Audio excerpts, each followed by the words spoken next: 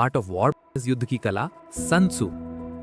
सोचो एक सेकंड के लिए, तुम्हारी लाइफ में एक ऐसा मोमेंट आया होगा जब तुम्हें लगा यार मुझे बता देता कोई पहले से तो मैं ये गलती नहीं करता। जॉब इंटरव्यू में हार गए, बिजनेस में धोखा खा गया, किसी रिलेशनशिप में घुटन हुई, कंपटीशन में पीछे रह गए। अब सोचो अगर 2500 साल पहले एक ऐसे आदमी ने इन सब सिचुएशंस के लिए एक गाइड लिख दी हो, वो भी एक जनरल के तौर पर जिसने असली वॉर्स लड़ी हो, जिसने जीत भी देखी और हार का दर्द भी जाना। उसका नाम था सन और उसकी किताब का नाम है द आर्ट ऑफ वॉर। यह सिर्फ एक वॉर बुक नहीं है, ये एक लाइफ मैनुअल है, करियर के लिए, रिलेशनशिप्स के लिए, हर उस सिचुएशन के लिए जहां दो लोगों के बीच कॉन्फ्लिक्ट है, कंपटीशन है या चैलेंज है। आज हम इसे आपके लिए, आपकी लैंग्वेज में, आपकी लाइफ के कॉन्टेक्स्ट में सुनाएंगे। चलो शुरू करते हैं। सन त्सू, यह आदमी था कौन? बात है चाइना की, लगभग 500 बीसी, मतलब जिस टाइम महाभारत की एकोज अभी फेड हो रही थी उस टाइम के आसपास। सन त्सू, जिनका असली नाम था सन वू, वो एक मिलिट्री जनरल थे। स्टेट ऑफ वू के लिए उन्होंने काम किया। वो सिर्फ थ्योरी नहीं पढ़ाते थे, उन्होंने वॉर्स लड़ी थी, रियल वॉर्स, असली मैदान में, असली दुश्मनों के सामने। किंग होलू ने सन त्सू को तब रिक्रूट किया जब उनकी आर्मी वीक थी और दुश्मन बहुत ज्यादा पावरफुल। सन त्सू ने वो वॉर्स जीती, स्ट्रैटेजी से, इंटेलिजेंस से, और एक बात से जो बहुत कम लोग समझते हैं, प्रेपरेशन से। लेकिन सन त्सू को सबसे पहले टेस्ट किया गया एक स्ट्रेंज तरीके से। किंग ने उनसे कहा, प्रूव करो कि तुम किसी भी ग्रुप ऑफ पीपल को डिसिप्लिन्ड आर्मी बना सकते हो। सन त्सू ने कहा, ठीक है, अपनी 180 कॉन्क्यूबाइंस को भेजो मेरे पास। किंग चौंका, लेकिन उसने भेज दिया। सन त्सू ने उन विमेन को 2 ग्रुप्स में डिवाइड किया, किंग की 2 फेवरेट कॉन्क्यूबाइंस को लीडर्स बनाया और फिर कमांड्स दिए। वो विमेन हंसी, गिगल किया, सीरियसली नहीं लिया। सन त्सू ने बिना किसी हेजिटेशन के दोनों लीडर्स को एग्जीक्यूट करवा दिया और फिर बाकी विमेन पर कमांड्स रिपीट किए। इस बार परफेक्ट डिसिप्लिन। ये सन त्सू थे, कोल्ड, कैलकुलेटेड और कंप्लीटली रिजल्ट्स ड्रिवन। उनकी ये छोटी सी बुक, 13 चैप्टर्स, कुछ हजार वर्ड्स, आज 2500 साल बाद भी दुनिया के हर MBA कोर्स में, हर मिलिट्री एकेडमी में, हर बिजनेस स्कूल में पढ़ाई जाती है। नेपोलियन ने पढ़ी, माओ जेडोंग ने फॉलो किया, स्टीव जॉब्स ने रेफरेंसेस दिए और दुनिया के काउंटलेस विनर्स ने इसे अपना सीक्रेट वेपन माना। अब ये सीक्रेट वेपन तुम्हारा है। चैप्टर 1, लेइंग प्लान्स, योजना बनाना। यह चैप्टर क्यों जरूरी है? वॉर में जो पहले सोचता है वो बाद में जीतता है, और लाइफ में भी इंटरव्यू से पहले जो प्रिपेयर नहीं करता, एग्जाम से पहले जो प्लान नहीं बनाता, बिजनेस शुरू करने से पहले जो सोचता नहीं, वो हारता है। ये चैप्टर एक सिंपल ट्रूथ बताता है, जीत बैटल के मैदान पर नहीं बल्कि उससे पहले अपने दिमाग में डिसाइड होती है। सन त्सू बोलते हैं, युद्ध की कला यह राज्य के लिए सबसे जरूरी चीज है। ये लाइफ और डेथ का मामला है, इसे नजरअंदाज करने की कोई गुंजाइश नहीं। यानी जो भी तुम्हारे सामने एक बड़ी चैलेंज है उसे seriously low, life and death की तरह। जो लोग कहते हैं देखा जाएगा, वो अक्सर बाद में पछताते हैं। हर सिचुएशन को 5 चीजें डिसाइड करती हैं। पहली, मोरल लॉ, यानी क्या लोग तुम्हारे साथ हैं, क्या तुम्हारी टीम तुम्हारे बिहाइंड है। दूसरी, हेवन, यानी टाइमिंग सही है या नहीं। तीसरी, अर्थ, यानी तुम किस ग्राउंड पर खड़े हो, क्या तुम्हारी सिचुएशन अच्छी है या बुरी। चौथी, कमांडर, यानी तुम्हारा लीडर कितना वाइज, ऑनेस्ट, ब्रेव और डिसिप्लिन्ड है। पांचवी, मेथड एंड डिसिप्लिन, यानी सिस्टम है तुम्हारे पास, रूल्स हैं, अकाउंटेबिलिटी है। जो जनरल बैटल से पहले बहुत सारी प्लानिंग करता है वो जीतता है, जो कम सोचता है वो हारता है, और जो बिल्कुल नहीं सोचता उसकी बात मत करो। तुम्हारा दुश्मन गुस्सैल है, उसे और इरिटेट करो। वो आराम में है, उसे रेस्ट मत करने दो। वो स्ट्रांग है, उसे अवॉइड करो। वो वीक दिखे, सावधान रहो, शायद वो ट्रिक कर रहा हो। सबसे बड़ा principle, all warfare is based on deception. हर युद्ध का आधार है धोखा। जब तुम स्ट्रांग हो दिखो वीक, जब तुम अटैक करने वाले हो दिखो पैसिव, जब तुम पास हो दिखो दूर। यह सिर्फ वॉर की बात नहीं है, यह कंपटीशन की रियलिटी है। लाइफ में कब याद करें? भाई यूपीएससी की प्रिपरेशन हो रही है, फ्रेंड्स को लग रहा है यार ये तो बस टाइम पास कर रहा है, ऑफिस में बॉस को नहीं पता तुम कितना काम कर रहे हो, तुम क्वाइटली, साइलेंटली, स्ट्रेटेजिकली तैयारी कर रहे हो। जिस दिन रिजल्ट आएगा सब चौंक जाएंगे। यही है सन त्सू का पहला लेसन, जीत से पहले चुप रहो, प्लान करो। क्वेश्चन फॉर यू, तुमने अपने लास्ट इंपॉर्टेंट गोल के लिए कितनी प्लानिंग की थी? अगर एक पेपर पर लिखो तो कितने पेजेस भर सकते हो, या बस 1-2 लाइंस? चैप्टर 2, वेजिंग वॉर युद्ध छेड़ना लेकिन जल्दी खत्म करना। ये चैप्टर क्यों जरूरी है? वॉर शुरू करना इजी है, लेकिन उसे लंबा खींचने से सिर्फ तुम्हारी ही तबाही होती है। ये चैप्टर उन्हें एक ब्रूटल ट्रूथ बताता है, जो बिजनेस में लॉस में है लेकिन छोड़ नहीं रहे, जो टॉक्सिक रिलेशनशिप में है लेकिन निकल नहीं रहे, जो रॉन्ग जॉब में है लेकिन स्विच नहीं कर रहे। लंबी लड़ाई सबको कमजोर करती है। सन त्सू बोलते हैं, जंग महंगी होती है, बहुत महंगी। हर रोज जो फाइट कंटिन्यू रहती है उसमें रिसोर्सेज जलते रहते हैं, टाइम, एनर्जी, मनी और सबसे इंपॉर्टेंट मोमेंटम।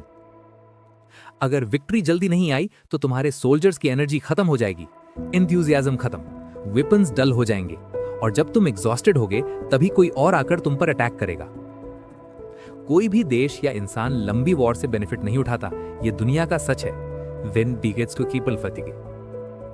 इसीलिए स्मार्ट वॉरियर वो है जो एनिमी के रिसोर्सेज यूज करता है। अपने घर से सब कुछ लाने की जरूरत नहीं, जहां हो वहां से काम चलाओ।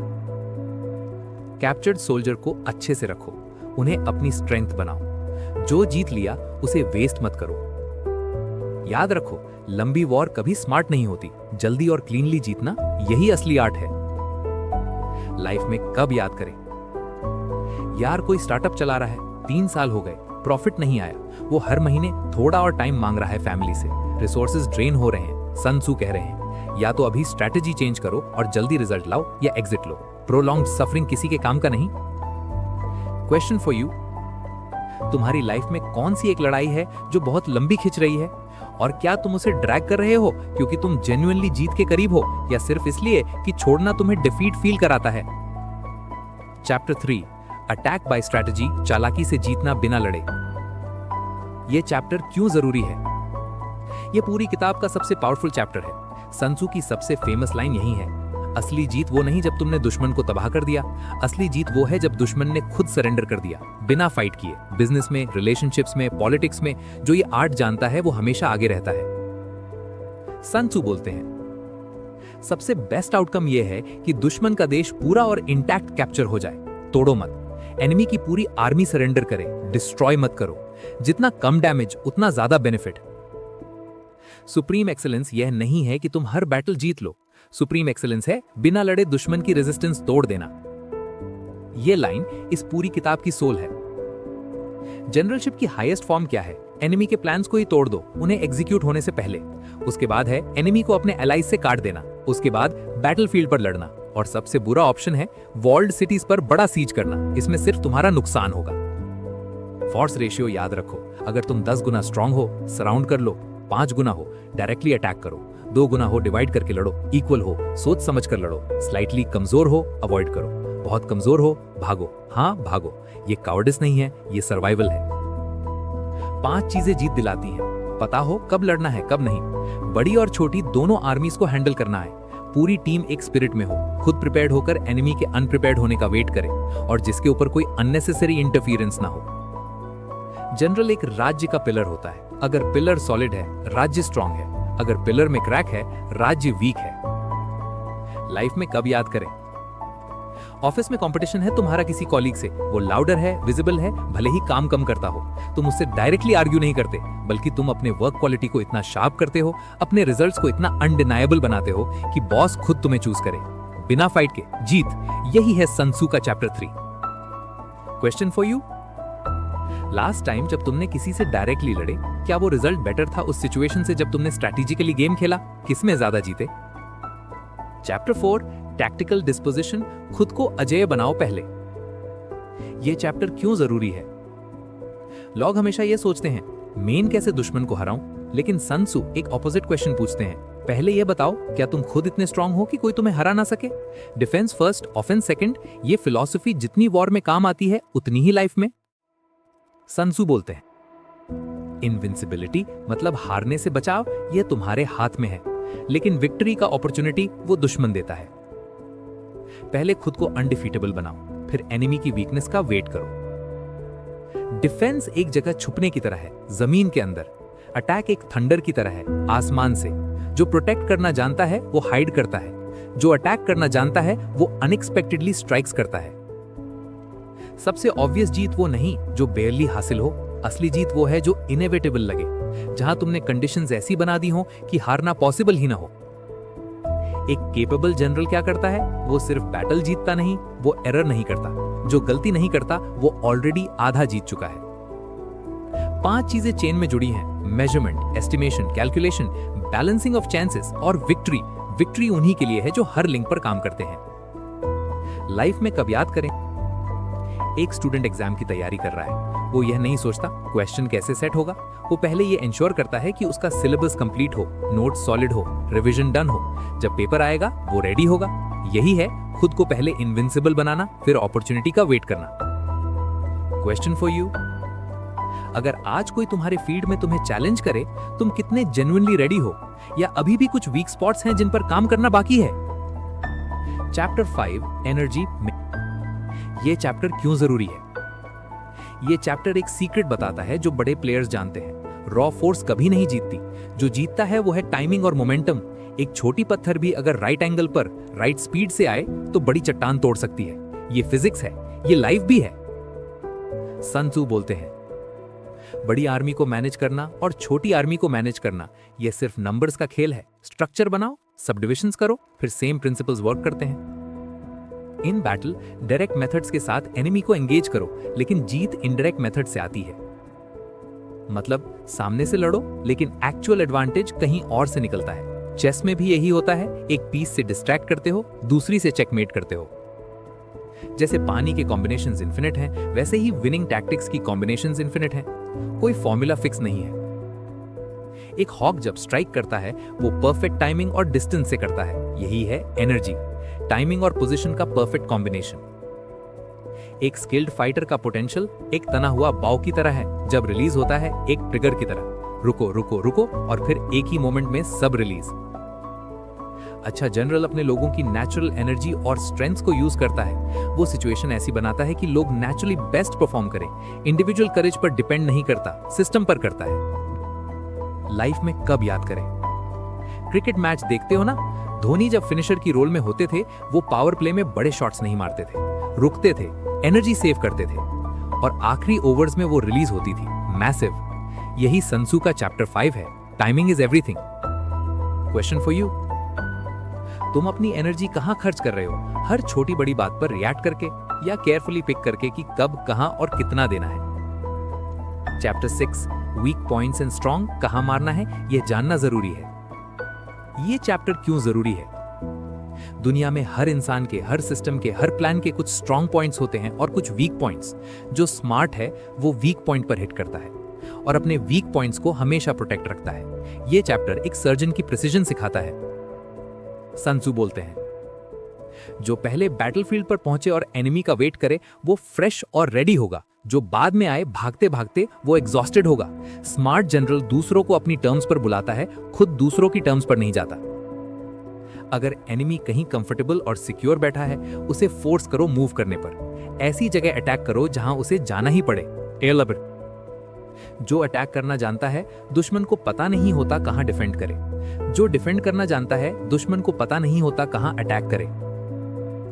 वाटर की तरह हो जाओ। वाटर लो ग्राउंड को अवॉइड करता है और हाई ग्राउंड से नीचे आता है। तुम भी एनिमी की स्ट्रेंथ को अवॉइड करो और वीकनेस पर स्ट्राइक करो। 5 elements, water, fire, wood, metal, earth, इनमें से कोई परमानेंटली डोमिनेंट नहीं है। 4 सीजन्स भी रोटेट होते हैं। कोई परमानेंट वीक नहीं है, कोई परमानेंट स्ट्रॉन्ग नहीं है। सिचुएशंस चेंज होती हैं, ठीक? अपनी डिस्पोजिशंस को वाटर की तरह बनाओ। कोई फिक्स्ड फॉर्म नहीं। जो फिक्स्ड नहीं उसे डिफीट नहीं किया जा सकता। लाइफ में कब याद करें? एक छोटी लोकल कंपनी है, एक बड़ी एमएनसी उसी मार्केट में घुस रही है। डायरेक्ट फाइट नहीं। लोकल कंपनी जानती है कि उसका वीक पॉइंट है, वो कस्टमर्स के पर्सनल प्रॉब्लम्स नहीं समझती, तो लोकल कंपनी वहीं फोकस करती है। Hyper local service, fast response, personal touch. MNCs weakness पर हिट, सन त्सू की स्ट्रेटेजी। क्वेश्चन फॉर यू, तुम्हारे मेन कॉम्पिटिटर की, चाहे वो इंसान हो, बिजनेस हो या चैलेंज, सबसे बड़ी वीकनेस क्या है और क्या तुम उसे टारगेट कर रहे हो? चैप्टर 7 मैन्यूवरिंग तोत्क्वांगर। यह चैप्टर क्यों जरूरी है? हर प्लान अच्छा लगता है जब तक एग्जीक्यूट नहीं होता। प्लान से रियलिटी में जाने का रास्ता मैन्यूवरिंग है। यह चैप्टर बताता है कि जब सिचुएशन बदले तो कैसे अडेप्ट करें, कैसे मूव करें और कैसे अपनी आर्मी या टीम को एडवांटेज की पोजीशन में रखें। सन त्सू बोलते हैं, मैन्यूवरिंग एक आर्मी के साथ यही सबसे डिफिकल्ट आर्ट है। इसकी डिफिकल्टी है क्रोकेड को स्ट्रेट बनाना और डिसएडवांटेज को एडवांटेज में कन्वर्ट करना। दूर के रास्ते को पास बनाओ, एनिमी को ल्यूर करो, डिस्ट्रैक्ट करो, और जब वो उधर जाए तुम उधर से पहले पहुंच जाओ। 5 डेंजर्स जानो, स्पीड के साथ आगे बढ़ो लेकिन सप्लाईज मत भूलो। जो आर्मी पूरी तरह मार्च करे वो एग्जॉस्टेड होती है, जो स्प्लिट हो वो वीक होती है। मौज पर बागा मनिफ्ट। स्पिरिट को समझो, मॉर्निंग में सोल्जर्स का स्पिरिट हाईएस्ट होता है, आफ्टरनून में वो फ्लैग होती है, इवनिंग में वो सिर्फ कैंप वापस जाना चाहते हैं। स्मार्ट जनरल एनिमी को मॉर्निंग में नहीं एंगेज करता, इवनिंग में करता है। यही है टाइमिंग की कला। 8 रूल्स याद रखो। हाई ग्राउंड पर एनिमी को परस्यू मत करो ऊपर जाकर। रिट्रीटिंग एनिमी का पीछा मत करो जब वो डेस्परेट हो। एलीट एनिमी ट्रूप्स को डायरेक्ट अटैक मत करो। जो आर्मी ल्योर करने के लिए रिट्रीट कर रही हो उसे मत फॉलो करो। जिसे घेर लिया हो उसे एक एग्जिट दो। डेस्परेट लोग सबसे खतरनाक होते हैं, और जो कॉर्नर में हो उस पर बहुत ज्यादा प्रेस मत करो। लाइफ में कब याद करें? जॉब चेंज करना है, मार्केट में डायरेक्टली सीनियर रोल के लिए अप्लाई करते हो, रिजेक्शन होती है। सन त्सू बोलते क्रोकेड रास्ता लो। पहले एक मिड लेवल रोल लो उस कंपनी में जहां जाना है। कॉन्टैक्ट्स बिल्ड करो, 6 महीने में रेफरल से वो पोजीशन मिलती है। यही मैन्यूवरिंग है, डायरेक्ट नहीं, स्मार्ट। क्वेश्चन फॉर यू, तुम्हारे लाइफ के किस गोल के लिए तुम सीधा रास्ता ढूंढ रहे हो, जबकि शायद एक स्मार्ट स्लाइटली क्रोकेड रास्ता कहीं और मौजूद हो? चैप्टर 8 वेरिएशंस ऑफ टैक्टिक्स जानो लेकिन तोड़ना भी जानो। ये चैप्टर क्यों जरूरी है? रिजिड लोग टूट जाते हैं, फ्लेक्सिबल लोग बेंड करते हैं और वापस आ जाते हैं। ये चैप्टर बहुत शॉर्ट है लेकिन बहुत डीप। ये कहता है रूल्स हैं, लेकिन रूल्स को अप्लाई करने का तरीका हमेशा सिचुएशन डिपेंडेंट होता है। जो हर सिचुएशन में एक ही तरीका अप्लाई करता है वो हारता है। सन त्सू बोलते हैं डिफिकल्ट कंट्री में कैंप मत करो, जहां हाईवेज क्रॉस हो वहां एलाइज से मिलो। आइसोलेटेड पोजीशंस में मत रुको, ट्रैप्ड हो जाओ, स्ट्रैटेजिम यूज करो, डेस्परेट हो जाओ, लड़ो। कुछ रोड्स ऐसे होते हैं जो फॉलो नहीं करने चाहिए। कुछ आर्मीज ऐसी होती हैं जिन पर अटैक नहीं करना चाहिए। कुछ सिटीज ऐसी होती हैं जिन्हें सीज नहीं करना चाहिए, और कुछ सिचुएशंस में सॉवरेन का ऑर्डर भी नहीं मानना चाहिए। यह रेवोल्यूशनरी था उस समय के लिए और आज भी है। जो जनरल एडवांटेजेस और डिसएडवांटेजेस दोनों को एक साथ कंसीडर करता है वही ट्रूली वाइज है। एडवांटेज में रहते हुए भी रिस्क देखो, डिसएडवांटेज में रहते हुए भी अपॉर्चुनिटी देखो। अपने जनरल में 5 डेंजरस फ्लॉज ढूंढो, और अगर ये तुम में है तो खुद को फिक्स करो। रेकलेसनेस जो डिस्ट्रक्शन लाती है, कावर्डिस जो कैप्चर कराती है, क्विक टेम्पर जो एनिमी मैनिपुलेट करता है, ओवर सेंसिटिविटी टू ऑनर जो इंसल्ट से ट्रिगर होती है, और ओवर केयरिंग फॉर सोल्जर्स जो तुम्हें मैनिपुलेट कराती है। लाइफ में कब याद करें? एक पेरेंट अपने बच्चे को हर सिचुएशन में एक ही रूल अप्लाई करता है, मेहनत करो रिजल्ट आएगा। लेकिन जब बच्चा जेन्युइनली मेंटली बर्न्ड आउट हो तब वो रूल काम नहीं करता। वेरिएशन ऑफ टैक्टिक्स का मतलब है सिचुएशन देखो फिर रिस्पॉन्ड करो। जेनेरिक एडवाइस अक्सर स्पेसिफिक सिचुएशंस में फेल होती है। क्वेश्चन फॉर यू, क्या तुम्हारे पास कोई ऐसा रूल है जिसे तुम हर सिचुएशन में ब्लाइंडली फॉलो करते हो, जबकि शायद कुछ सिचुएशंस में उसे ब्रेक करना ज्यादा समझदारी हो? Chapter 9 the army on the march पढ़ना, जो दिखता नहीं वो समझना। यह चैप्टर क्यों जरूरी है? इंटेलिजेंस गैदरिंग, दुश्मन के साइंस पढ़ना, यह एक ऐसी स्किल है जो किसी को नहीं सिखाई जाती, लेकिन सन त्सू इसे सिस्टमैटिकली एक्सप्लेन करते हैं। यह चैप्टर एक डिटेक्टिव की तरह सोचना सिखाता है। हर छोटी हरकत, हर बिहेवियर एक क्लू है। सन त्सू बोलते हैं माउंटेन्स पर जाओ तो वैलीज के पास रहो, हाई ग्राउंड को प्रेफर करो, नीचे वाली ग्राउंड दुश्मन को रहने दो। मतलब हमेशा एडवांटेज की पोजीशन में रहो। रिवर क्रॉस करने के बाद रिवर से दूर हो जाओ, और एनिमी को रिवर क्रॉस करने दो आधा, फिर अटैक करो। रिवर पर ही मत रोको उसे। साइंस पढ़ो, अगर एनिमी पास है और क्वाइट है, वो अपनी स्ट्रॉन्ग पोजीशन रिलाई कर रहा है। अगर वो दूर से प्रोवोक कर रहा है, वो चाहता है कि तुम एडवांस करो। अगर उसकी बुशेस मूव कर रहे हैं, वो एडवांस कर रहा है। एनिमी के बिहेवियर से उसकी कंडीशन पता चलती है। अगर उसके मैसेंजर्स हम्बल लैंग्वेज यूज कर रहे हैं, वो अटैक की प्रिपरेशन कर रहा है। अगर उसके कैंप में कंफ्यूजन है, उसका जनरल वीक है। अगर सोल्जर्स आपस में विस्पर कर रहे हैं, डिसकंटेंट है। और ये सबसे इंपॉर्टेंट बात, अपने सोल्जर से क्लोज रहो, उन्हें रिस्पेक्ट दो, डिसिप्लिन मेंटेन करो, लेकिन पहले अफेक्शन जीतो फिर डिसिप्लिन लागू करो। अगर पहले से बहुत स्ट्रिक्ट रहे तो वो तुम्हें फॉलो नहीं करेंगे, लेकिन अगर सिर्फ पैम्पर किया और कभी डिसिप्लिन नहीं लगाई तो वो यूजलेस हो जाते हैं। लाइफ में कब याद करें? एक मैनेजर है, उसके टीम मेंबर सडनली बहुत फॉर्मल हो गए हैं, मीटिंग्स में कम बोल रहे हैं, डेडलाइंस थोड़ा स्लिप हो रही हैं। सन त्सू बोलते ये साइंस है, टीम में कोई प्रॉब्लम है, या तो मॉरल लो है या कोई कॉन्फ्लिक्ट है। ये साइंस इग्नोर करने वाले मैनेजर्स टीम्स लूज करते हैं। ये चैप्टर टीच करता है ऑब्जर्व करो फिर एक्ट करो। क्वेश्चन फॉर यू, तुम्हारे आसपास के लोग, फैमिली, टीम, फ्रेंड्स, उनके रीसेंट बिहेवियर में कोई ऐसा चेंज आया है जिसे तुमने इग्नोर किया? वो चेंज क्या सिग्नल दे रहा था? चैप्टर 10, टेरेन जानो, जहां खड़े हो वहां से जीतो। ये चैप्टर क्यों जरूरी है? वॉर हो या लाइफ कॉन्टेक्स्ट मायने रखता है। किसी सिचुएशन में एग्रेसिव होना सही है, किसी में रुकना, किसी में रिट्रीट करना। ये चैप्टर बताता है अपनी पोजीशन की नेचर को समझो और उसी हिसाब से रिस्पॉन्ड करो। रॉन्ग सिचुएशन में राइट टैक्टिक भी फेल होती है। सन त्सू बोलते हैं 6 टाइप्स की ग्राउंड होती है जहां आर्मीज ऑपरेट करती हैं। पहली, एक्सेसिबल ग्राउंड, दोनों साइड्स आसानी से आ जा सकते हैं, यहां हाई ग्राउंड पहले लो। दूसरी, एंटेंगलिंग ग्राउंड, जहां से निकलना मुश्किल है, यहां अनप्रिपेयर्ड होकर अटैक करने जाओगे तो फंसोगे। तीसरी, टेम्पोराइजिंग ग्राउंड, जहां दोनों साइड्स को एडवांस करने से एडवांटेज नहीं, यहां वेट करो। चौथी, नैरो पासेस, अगर तुम पहले पहुंचे तो ऑक्यूपाई करो, अगर एनिमी पहले पहुंचा और उसने ऑक्यूपाई किया है तो फॉलो मत करो। पांचवी, प्रेसिपिटस हाइट्स, अगर तुम पहले पहुंचे तो high sunny side low. Chhathi, positions at a great distance, यहां इवन स्ट्रेंथ होने पर बैटल अनप्रॉफिटेबल है। 6 वेज एक जनरल अपनी आर्मी को डिजास्टर में डाल सकता है। सुनो ध्यान से। फ्लाइट, जब तुम्हारी आर्मी 1 फोर्स से 10 गुना सुपीरियर फोर्स से मिल जाए। इनसबऑर्डिनेशन, जब सोल्जर्स स्ट्रांग हो लेकिन ऑफिसर्स वीक। कोलैप्स, जब ऑफिसर्स स्ट्रांग हो लेकिन सोल्जर्स रिजेंटफुल। रूइन, जब सीनियर ऑफिसर्स एंग्री होकर जनरल की परमिशन के बिना एंगेज करें। डिसऑर्गेनाइजेशन, जब जनरल वीक हो और नो अथॉरिटी हो। राउट, जब एस्टिमेट गलत हो। Know the enemy, know yourself, और तुम्हारी विक्ट्री कभी डाउट नहीं होगी। Know the ground, know the weather, और तुम्हारी विक्ट्री कंप्लीट होगी। लाइफ में कब याद करें? एक पॉलिटिशियन है, उसे एक स्टेट में कैंपेन करना है जहां वो आउटसाइडर है, लोगों को वो नहीं जानते, वो अपनी यूजुअल एग्रेसिव स्टाइल यूज करता है। Result, backfire. सन त्सू बोलते पहले ग्राउंड समझो, वहां के लोगों की लैंग्वेज, कल्चर, इश्यूज जानो, अपनी स्टाइल को टेरेन के हिसाब से अडेप्ट करो, यही विनिंग है। क्वेश्चन फॉर यू, तुम्हारे लास्ट फेलियर में क्या तुमने सिचुएशन को प्रॉपर्ली असेस किया था, या तुमने वही अप्रोच यूज की जो पहले किसी और सिचुएशन में काम आई थी? चैप्टर 11, द 9 सिचुएशंस, 9 तरह के बैटल्स इन नेवित्रा की जिंदगी के सिचुएशंस के लिए। यह चैप्टर क्यों जरूरी है? यह किताब का सबसे लंबा और सबसे डिटेल्ड चैप्टर है। सन त्सू यहां हर पॉसिबल सिचुएशन को कैटेगराइज करते हैं और बताते हैं कि हर सिचुएशन में एक लीडर को क्या करना चाहिए। यह चैप्टर उनके लिए है जो लाइफ में कॉम्प्लेक्स सिचुएशंस फेस करते हैं और हर बार कंफ्यूज्ड हो जाते हैं कि अब क्या करूं। सन त्सू बोलते हैं 9 सिचुएशंस हैं। पहली, डिस्पर्सिव ग्राउंड, अपने टेरिटरी में फाइटिंग। यहाँ सब लोग घर की चिंता में फाइट से डिस्ट्रैक्ट रहते हैं, इसलिए यहाँ फाइट करने की नौबत मत आने दो। दूसरी, फैसाइल ग्राउंड, हल्का सा एनिमी टेरिटरी, यहाँ रुको मत, आगे बढ़ते रहो। तीसरी, कंटेंशियस ग्राउंड, जो जगह किसी के लिए भी एडवांटेज दे, यहाँ जल्दी पहुंचो। चौथी, ओपन ग्राउंड, ओपन मैदान, कोई ब्लॉक नहीं, यहाँ अपनी डिफेंस सॉलिड रखो। पांचवी, ग्राउंड ऑफ इंटरसेक्टिंग हाईवेज, जो जगह 3 साइड से एक्सेसिबल हो, यहाँ एलाइज बनाओ।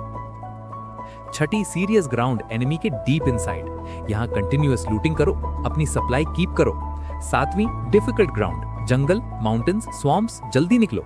आठवीं, हेम्ड इन ग्राउंड, जहां से निकलने का रास्ता नैरो हो, यहाँ स्ट्रैटेजिम यूज करो, क्लेवर ट्रिक्स। नवी, डेस्परेट ग्राउंड, फाइट और डाई, यहाँ लड़ो, कोई ऑप्शन नहीं। डेस्परेट ग्राउंड का ये सीक्रेट है, जब सोल्जर्स के पास कोई ऑप्शन नहीं बचता, जब भागने की जगह नहीं होती, तब वो सबसे फियर्स फाइट करते हैं।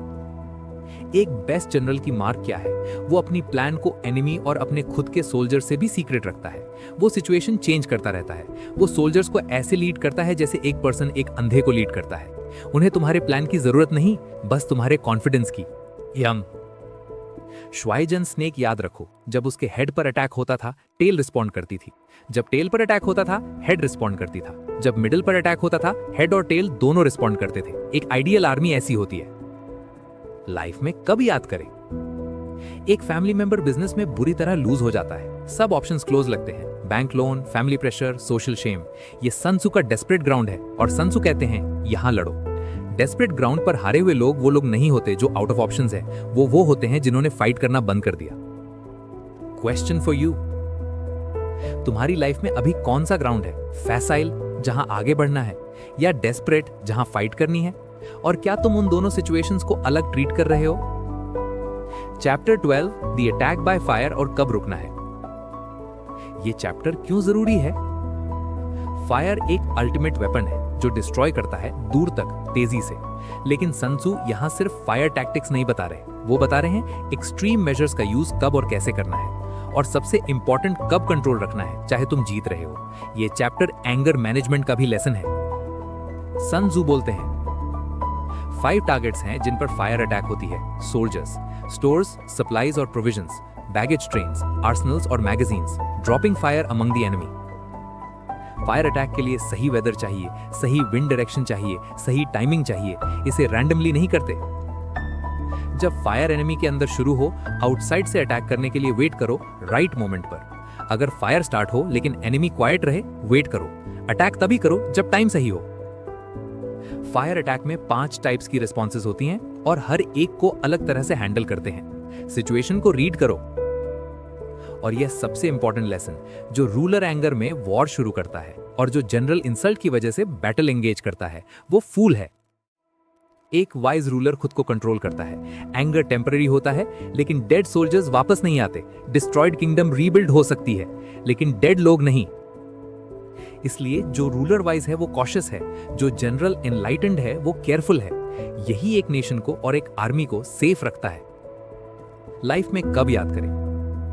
सोशल मीडिया पर कोई कमेंट करता है जो तुम्हें पर्सनली अटैक करता है, इमीडिएट रिएक्शन एंगर। तुम पब्लिकली रिस्पॉन्ड करते हैं जेलसिव। Result drama, trolling, reputation damage. Sun त्सू बोलते एंगर में लिए डिसीजंस परमानेंट कॉन्सिक्वेंसेस देते हैं। रुको, सोचो। इंगेज करना है तो स्ट्रेटेजिकली करो, इमोशनल इंपल्स पर नहीं। क्वेश्चन फॉर यू, तुमने लास्ट टाइम एंगर में कोई डिसीजन लिया था, करियर, रिलेशनशिप या कोई आर्ग्यूमेंट, और बाद में रिग्रेट हुआ? उस मोमेंट में क्या होता अगर तुमने एक डे वेट किया होता? Chapter 13, the use of spice, जानकारी ही असली पावर है। यह चैप्टर क्यों जरूरी? यह सन त्सू की किताब का आखिरी और कुछ लोगों के लिए सबसे प्रैक्टिकल चैप्टर है। इसका कोर मैसेज सिंपल है, जानकारी ही पावर है। जो एनिमी को जानता है, जो सिचुएशन को जानता है, वो हमेशा एडवांटेज में है। इंफॉर्मेशन गैदरिंग एक आर्ट है और ये चैप्टर उसे सिस्टमैटिकली बताता है। सन त्सू बोलते हैं एक आर्मी को मैदान में उतारने का कॉस्ट क्या है? थाउजेंड्स ऑफ फैमिलीज का लेबर, लाखों रिसोर्सेज। अगर वॉर एक दिन में डिसाइड नहीं हुई तो हर दिन ये कॉस्ट बढ़ती है। लेकिन जो रूलर स्पाइस पर कुछ सिल्वर खर्च करने से बचता है, वो ट्रूली क्रूअल है, क्योंकि वो अपने सोल्जर्स की जान उस इंफॉर्मेशन के बिना दांव पर लगा रहा है। फॉर नॉलेज, यानी एनिमी की कंडीशन पहले से जानना, यही है वो चीज जो ग्रेट जनरल्स को ऑर्डिनरी जनरल से अलग करती है। यह फॉर नॉलेज स्पिरिट से नहीं मिलती, एक्सपीरियंस से डायरेक्टली नहीं मिलती, कैलकुलेशन से नहीं मिलती। यह सिर्फ मिलती है लोगों से, राइट लोगों से। स्पाइस 5 तरह के होते हैं। पहले, लोकल स्पाइस, एनिमी के ही इलाके के लोग जो तुम्हारे लिए काम करें। दूसरे, इनवर्ड स्पाइस, एनिमी के अपने ऑफिशियल्स जो टर्न्ड हो जाएं। तीसरे, कन्वर्टेड स्पाइस, एनिमी के स्पाइस जो तुमने पकड़े और अपने काम में लगाए। चौथे, डूम्ड स्पाइस, जिन्हें जानबूझकर फॉल्स इंफॉर्मेशन के साथ एनिमी के पास भेजते हो। पांचवे, सर्वाइविंग स्पाइस, जो एनिमी के अंदर से इंफॉर्मेशन लाकर वापस आते हैं। सबसे वैल्यूएबल है कन्वर्टेड स्पाई, क्योंकि वो एनिमी की इनसाइड नॉलेज लाता है। उसे सबसे लिबरली रिवॉर्ड करो। स्पाई वर्क में 3 क्वालिटीज जरूरी हैं जनरल के अंदर: इंट्यूटिव सैगैसिटी, यानी असली और झूठी जानकारी को सेपरेट करने की ability; benevolence and straight forwardness, मतलब अपने स्पाइस से ऑनेस्ट रहो; और सटल इंजेन्युइटी ऑफ माइंड, रिपोर्ट की ट्रूथ को वेरीफाई करने की स्किल। और याद रखो, अगर कोई सीक्रेट प्लान लीक हो जाए, स्पाई और जिसे सीक्रेट बताया गया, दोनों को एलिमिनेट करो। इंफॉर्मेशन का लीक एक आर्मी को डिस्ट्रॉय कर सकता है। हिस्ट्री गवाह है, यिन डायनेस्टी का राइज आईची की वजह से हुआ, जो एचसाई डायनेस्टी में सर्व कर चुके थे। चो डायनेस्टी का राइज लुया की वजह से हुआ, जो यिन में थे। यानी जो ऑपोजिट साइड की इनसाइड नॉलेज रखते हैं, वही हिस्ट्री बदलते हैं। फाइनल विजडम, इनलाइटेंड रूलर और वाइज जनरल वो हाईएस्ट इंटेलिजेंस यूज करते हैं स्पाइंग के लिए, और इसीलिए वो अचीव करते हैं जो ऑर्डिनरी लोग नहीं कर सकते। स्पाइस किसी आर्मी का सबसे इंपॉर्टेंट एलिमेंट है, क्योंकि उन पर डिपेंड्स करती है आर्मी की एबिलिटी टू मूव। लाइफ में कब याद करें? एक फ्रेशर जॉब इंटरव्यू के लिए जाता है, दूसरा फ्रेशर वही कंपनी ज्वाइन करने से पहले लिंक्डइन पर उस कंपनी के करंट एम्प्लॉइज से कनेक्ट करता है, ग्लासडोर रिव्यूज पढ़ता है, इंटरव्यूअर का बैकग्राउंड रिसर्च करता है, कंपनीज रीसेंट न्यूज ट्रैक करता है। इंटरव्यू में वो एग्जैक्टली वो बोलता है जो इंटरव्यूअर सुनना चाहता है, जॉब उसे मिलती है। यही है मॉडर्न इंटेलिजेंस गैदरिंग, सन त्सू का चैप्टर 13। क्वेश्चन फॉर यू, तुम्हारे लाइफ के अगले बिग मूव के लिए जॉब, बिजनेस, रिलेशनशिप या डिसीजन तुमने कितनी डीप रिसर्च की है? क्या तुम्हारे पास रियल इनसाइड इंफॉर्मेशन है या सिर्फ सरफेस लेवल असम्पशंस? एक आखिरी बात यार, यह किताब 2 दिगर 1200 साल पुरानी है, लेकिन जब तुमने इसे सुना क्या तुम्हें लगा कि सन त्सू कोई एंशिएंट चाइनीज जनरल की बात कर रहे हैं? या तुम्हें अपनी ऑफिस याद आई, अपना कंपटीशन याद आया, वो सिचुएशन याद आई जिसमें तुम हारे थे? यही इस किताब की पावर है। सन त्सू ने वॉर के बारे में लिखा था, लेकिन उन्होंने एक्चुअली लिखा था ह्यूमन नेचर के बारे में, पावर के बारे में, डिसीजन मेकिंग के बारे में, सर्वाइवल के बारे में। और ह्यूमन नेचर 2500 साल में बदली नहीं है। इस किताब से एक ही लाइन याद रखो, अगर सब भूल भी जाओ। Supreme excellence consists in breaking the enemy's resistance without fighting. सबसे बड़ी जीत वो है जो बिना लड़े मिले। अपनी लाइफ में अप्लाई करो।